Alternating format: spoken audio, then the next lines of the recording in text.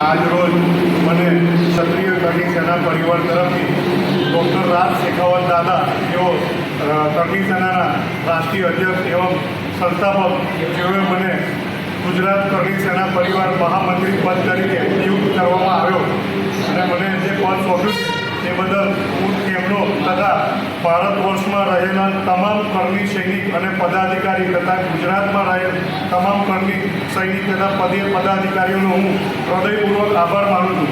દાદા તરફથી મને જે જવાબદારી સોંપવામાં આવી છે તે જવાબદારીને હું નિષ્ઠાપૂર્વક અને પ્રામાણિકતાપૂર્વક હું આગળ જવાબદારીને નિભાવતો રહીશ.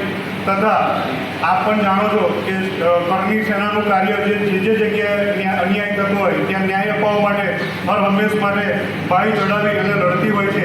એ મુજબ હું પણ જ્યાં જ્યાં પણ અન્યાય થતો હશે ત્યાં ન્યાય માટે હું સતત લડતો રહીશ. દરેક લોકોને અમારું જે કાર્ય છે સેવાનું એ હું સદાય કરતો રહીશ અને ફરી વખત ભારત વર્ષમાં રહેલા તમામ કરણી સૈનિકો તથા પદાધિકારીઓ, ગુજરાતમાં રહેલા તમામ કરણી સૈનિકો તથા પદાધિકારીઓનો હું હૃદયપૂર્વક આભાર માનું છું.